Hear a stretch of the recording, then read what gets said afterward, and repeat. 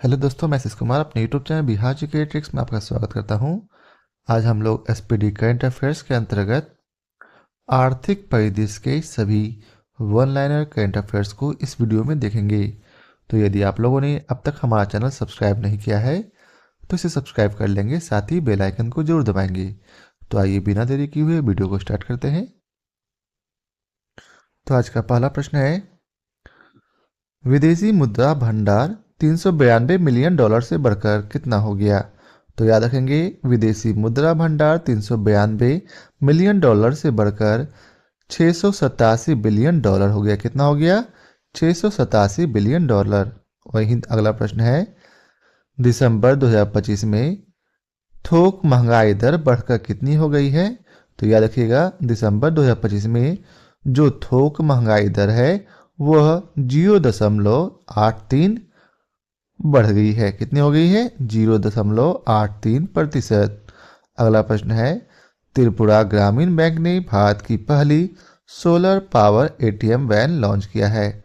तो याद रखिएगा, भारत की पहली सोलर पावर एटीएम वैन किसने लॉन्च की? तो याद रखेंगे, त्रिपुरा ग्रामीण बैंक ने। अगला प्रश्न है, गूगल ने अपना पहला क्रेडिट कार्ड एक्सिस बैंक के साझेदारी में लॉन्च किया।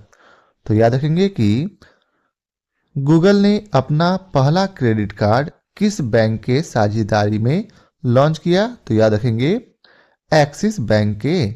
या फिर ऐसे कर सकते हैं कि किसके साथ पहला क्रेडिट कार्ड एक्सिस बैंक के ने साझेदारी किया है? तो याद रखिएगा, गूगल के साथ। अगला प्रश्न है, दिसंबर में भारत का जीएसटी संग्रह कितना प्रतिशत बढ़ा? तो याद रखेंगे 6.1%। और रुपया में वो कितना हो गया? तो याद रखेंगे 1.75 लाख करोड़ रुपये बढ़ गया है। ठीक है। अगला प्रश्न है, उपभोक्ता मूल्य सूचकांक अर्थात सीपीआई का नया आधार वर्ष शुरू हुआ कब से? तो याद रखेंगे, वर्ष 2024 से। अगला प्रश्न है, जापान को पीछे छोड़कर भारत विश्व की कौन सी बड़ी अर्थव्यवस्था बन गया है? तो याद रखेंगे, चौथी बड़ी अर्थव्यवस्था बन गया है। फिर से, जापान को पीछे छोड़कर, या कह सकते हैं कि किस देश को पीछे छोड़कर भारत विश्व की चौथी बड़ी अर्थव्यवस्था बन गया? तो याद रखेंगे, जापान। अगला प्रश्न है, दिसंबर में राष्ट्रीय बेरोजगारी दर 4.8%, वहीं शहरी बेरोजगारी दर 6.7%, ग्रामीण बेरोजगारी दर 3.9% तथा श्रम बल भागीदारी दर 56.1% हो गई है। तो आप लोग याद रखेंगे कि दिसंबर में राष्ट्रीय बेरोजगारी दर कितनी हो गई? तो याद रखेंगे 4.8%। वहीं पूछा जाएगा कि शहरी बेरोजगारी दर कितनी होगी? तो याद रखिएगा 6.7%। अगर ग्रामीण बेरोजगारी दर पूछा जाए तो याद रखेंगे 3.9%। और श्रम बल भागीदारी दर अगर पूछा जाएगा तो याद रखिएगा 56.1%। अब अगला प्रश्न है, आकाशा एयर IATA की हिस्सा बनने वाली 5वीं भारतीय एयरलाइन बन गई है। तो याद रखेंगे कि IATA की हिस्सा बनने वाली 5वीं भारतीय एयरलाइन कौन बनी? तो याद रखिएगा, आकाशा एयर। अगला प्रश्न है, FSS ISO या फिर IEC 42,001 सर्टिफिकेट पाने वाला पहली पेमेंट कंपनी बनी है। ठीक है, याद रखेंगे। अगला प्रश्न है, डेलॉइट इंडिया ने टैक्स प्रज्ञा नामक AI पावर्ड प्लेटफॉर्म लॉन्च किया है। तो याद रखिएगा कि डेलॉइट इंडिया ने किस नामक AI पावर प्लेटफॉर्म लॉन्च किया? तो याद रखिएगा, टैक्स प्रज्ञा नामक। अगला प्रश्न है, तमिलनाडु के कोयम्बटूर से PM किसान की कौन सी किस्त जारी हुई? तो याद रखेंगे 21वीं किस्त जारी हुई है। अगला प्रश्न है, bank of Baroda the banker द्वारा भारत का सर्वश्रेष्ठ बैंक चुना गया है। तो याद रखिएगा कि द बैंकर्स के द्वारा भारत का सबसे सर्वश्रेष्ठ बैंक किसे चुना गया? तो याद रखेंगे बैंक ऑफ बड़ौदा को। अगला प्रश्न है आरबीआई ने फिनो पेमेंट बैंक को स्मॉल फाइनेंस बैंक में बदलने की घोषणा या मंजूरी दी है। तो याद रखेंगे कि आरबीआई ने फिनो पेमेंट बैंक को, ठीक है, किस बैंक को? फिनो पेमेंट बैंक को स्मॉल फाइनेंस बैंक में बदलने की मंजूरी दी है। अगला प्रश्न है आईएमएफ ने भारत की यूपीआई को लेन देन की मात्रा के आधार पर दुनिया के सबसे बड़े रियल टाइम पेमेंट सिस्टम के रूप में मान्यता दी है। तो याद रखिएगा कि आईएमएफ ने भारत के यूपीआई को लेन देन की मात्रा के आधार पर दुनिया की किस अर्थात सबसे बड़ी सब रियल टाइम पेमेंट सिस्टम के रूप में मान्यता दी है। अगला प्रश्न है किस बैंक ने भारत में सबसे वैल्यूएबल ब्रांड बन गया है? तो कह सकते हैं, पूछा जा सकता है कि वह कौन सा ऐसा बैंक है जो भारत का सबसे वैल्यूएबल ब्रांड बन गया? तो याद रखिएगा एचडीएफसी बैंक। वहीं अगला प्रश्न है कौन सा राज्य 100% साइबर धोखाधड़ी प्रतिक्रिया प्रणाली वाला भारत का पहला राज्य बन गया? तो याद रखेंगे गोवा। गोवा जो है वह अब 100% साइबर धोखाधड़ी प्रतिक्रिया प्रणाली वाला भारत का पहला राज्य बन गया है। अगला प्रश्न है एनवीडिया $5 ट्रिलियन मार्केट वैल्यू वाली दुनिया की पहली कंपनी बन गई है। तो याद रखेंगे कि वह कौन सी, या कह सकते हैं दुनिया की वह पहली कौन सी ऐसी कंपनी है जो $5 ट्रिलियन मार्केट वैल्यू वाली बन गई है? तो याद रखिएगा एनवीडिया। वहीं अगला प्रश्न है विश्व का सर्वश्रेष्ठ उपभोक्ता बैंक 2025 से किसे नामित किया गया?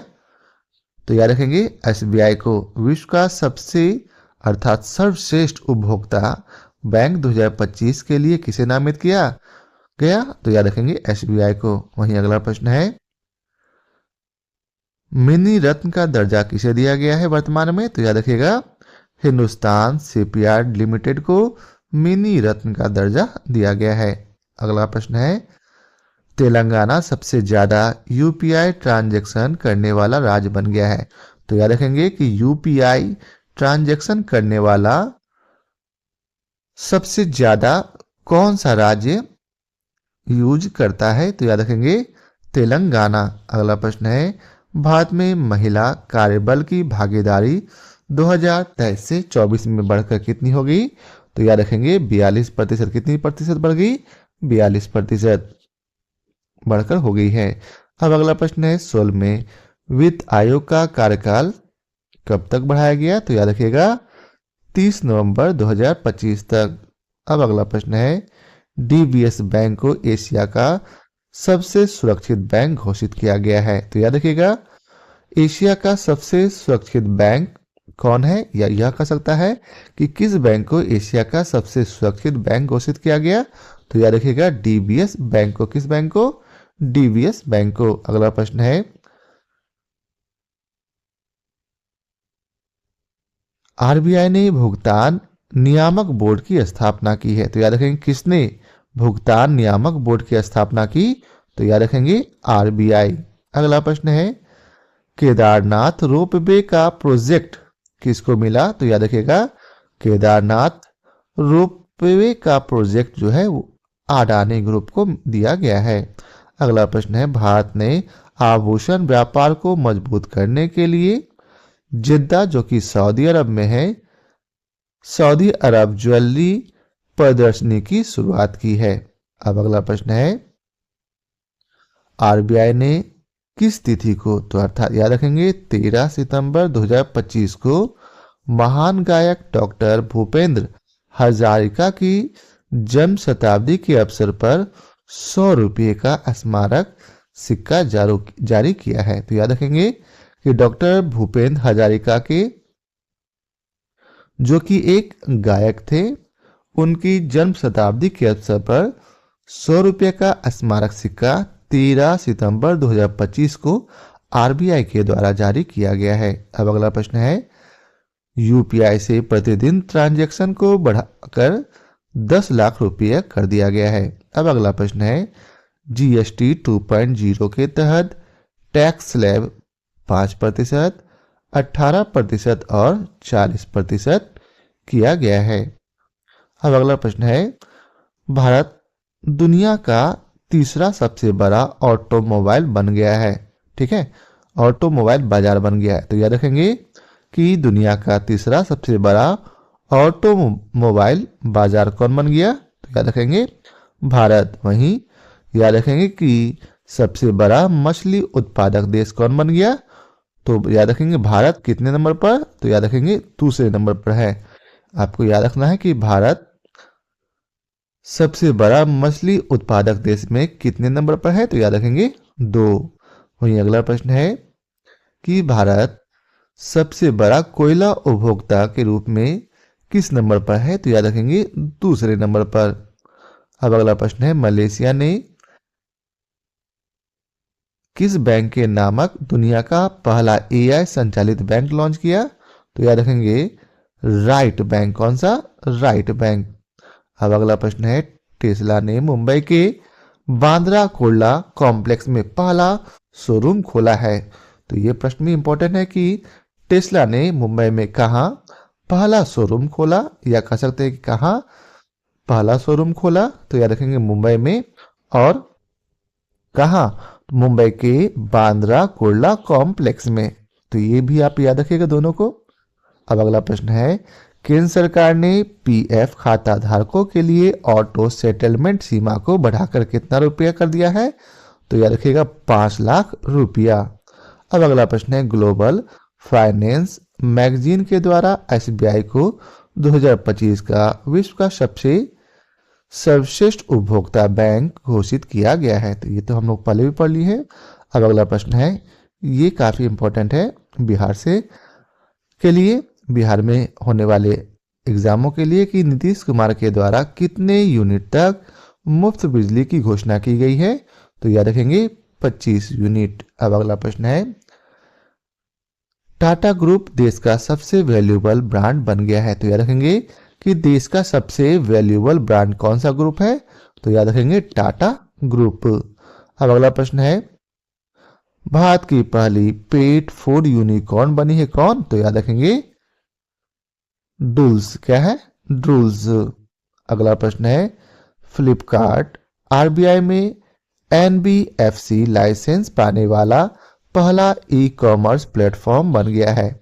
तो याद रखेंगे कि आरबीआई से एनबीएफसी लाइसेंस पाने वाला पहला ई कॉमर्स प्लेटफॉर्म कौन है? तो याद रखेंगे आरबीआई। अब अगला प्रश्न है, इंडिया पोस्ट पेमेंट बैंक ने डिजिटल भुगतान पुरस्कार 2024-25 जीता है।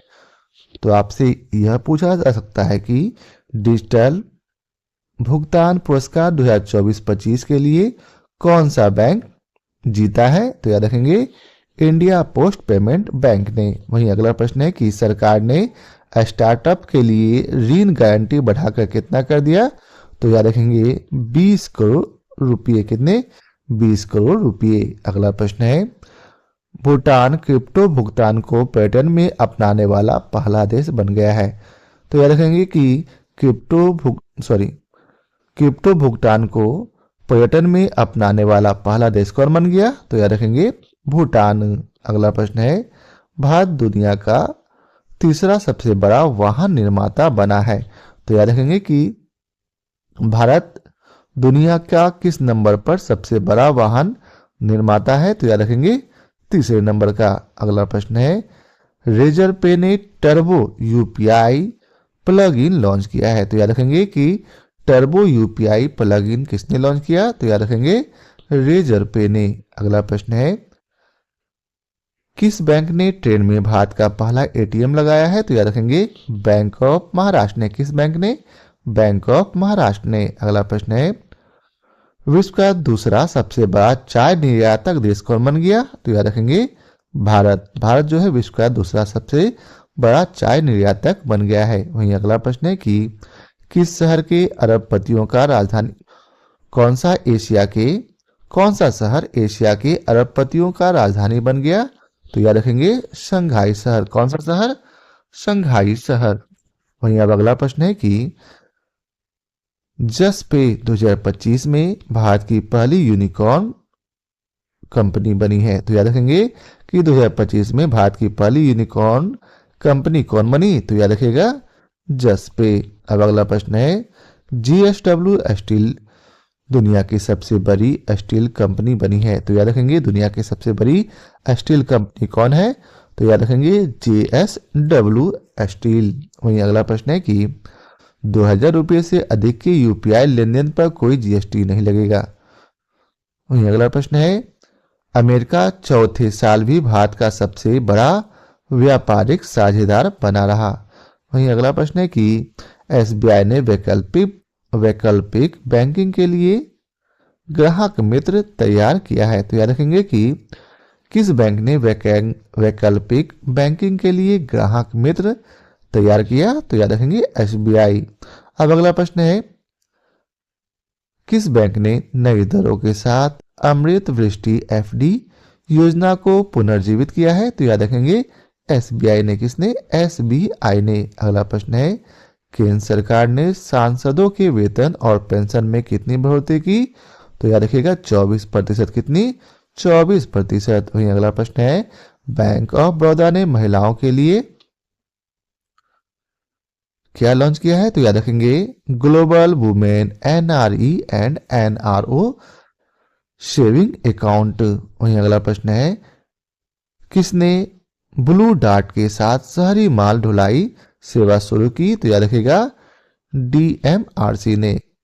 अगला प्रश्न है आरबीआई सेंट्रल बैंकिंग के द्वारा कौन सा पुरस्कार सम्मानित किया गया? तो याद रखेगा डिजिटल परिवर्तन पुरस्कार। आरबीआई सेंट्रल बैंक के द्वारा कौन सा पुरस्कार सम्मानित किया गया? डिजिटल परिवर्तन पुरस्कार। अगला प्रश्न है आईआरसीटीसी और आईआरएफसी फिर से आईआरसीटीसी और आईआरएफसी 2025 और 26 में नवरत्न कंपनी बन गई है। तो याद रखिएगा कि 25 में नवरत्न कंपनी कौन है? तो याद रखिएगा आईआरसीटीसी और 26 में नवरत्न कंपनी कौन है?